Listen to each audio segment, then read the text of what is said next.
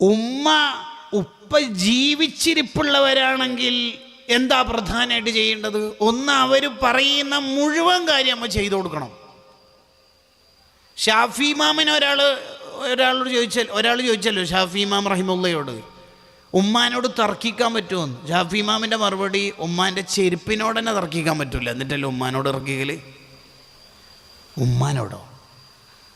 ഉമ്മാനോട് നീ ആയത്തും ഹദീസും ഓതിയിട്ട് ഉമ്മാക്കെതിരെ സംസാരിക്കാനോ? നീ രണ്ട് കണ്ട എന്തെങ്കിലും പഠിക്കുമ്പോഴേക്കും ഉമ്മാക്കെതിരെ സംസാരിക്കാനോ?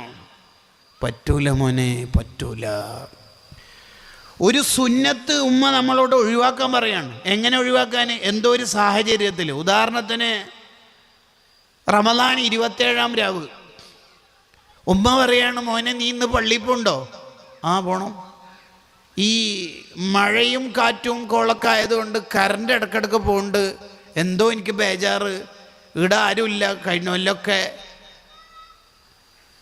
മോനൊക്കെ ഉണ്ടായിരുന്നു, ഇപ്പം ആരുമില്ലല്ലോ.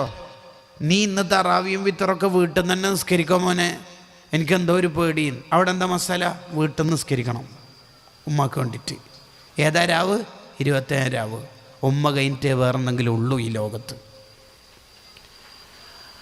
സുന്നത്ത് നിസ്കരിച്ചുകൊണ്ടിരിക്കുമ്പോൾ ഉമ്മ വിളിച്ച് ആ വിളിക്ക് ഉത്തരം കൊടുത്തിട്ടില്ലെങ്കിൽ ഉമ്മാക്ക് വിഷമാവെന്ന് കണ്ടാൽ വേഗം കൈയളക്കുക, ഉമ്മാക്ക് ഉത്തരം കൊടുക്കുക. നിസ്കാരത്തിൽ കൈയളക്കാനുള്ള മസല പറയണത് എത്രമാത്രം പ്രാധാന്യമുണ്ട് നിങ്ങൾ ആലോചിച്ച് നോക്കിയേ. ആരാണ് ഉമ്മ? പകരമില്ലാത്ത അക്ഷരങ്ങളാണ് ഉമ്മ എന്ന് പറയണത്. ഉമ്മാനെ കുറിച്ചിട്ടുള്ള പ്രസംഗം യൂട്യൂബിൽ കേട്ടിട്ട് കരയുന്നതിനേക്കാൾ നല്ലത് ഉമ്മ ഉള്ള കാലത്ത് ഉമ്മാനെ ചിരിപ്പിക്കുക വേണ്ടത്.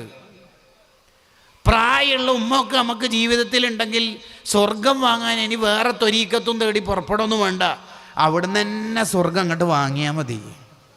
അബൂ ഇസ്ഹാഖുൽ ഇസ്ഫറാനി തങ്ങളോട് ഒരാൾ പറഞ്ഞല്ലോ, ഇന്നലെ നിങ്ങളെ സ്വർഗത്തിൻ്റെ കിരീടം ധരിച്ചതായിട്ട് ഞാൻ സ്വപ്നത്തിൽ കണ്ടിരുന്നു എന്ന്. മഹാൻ പറഞ്ഞു, എങ്ങനെ കാണാതിരിക്കുക, ഞാൻ ഇന്നലെ എൻ്റെ ഉമ്മാൻ്റെ കാല് കടച്ചിലെടുത്തിട്ട് തടവി കൊടുക്കുകയായിരുന്നു എന്ന്.